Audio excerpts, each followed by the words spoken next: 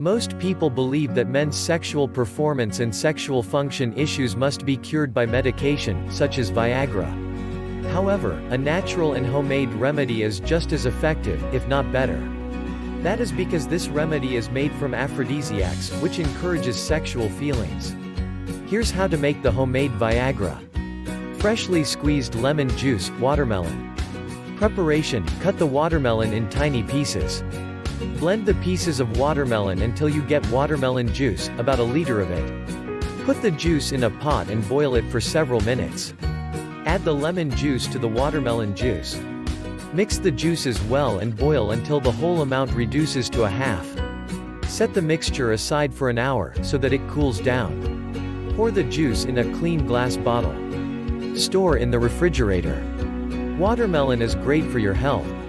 Specifically, for sexual health, it contains lycopene and citrulline. Both of these nutrients are aphrodisiacs and improve your sexual performance.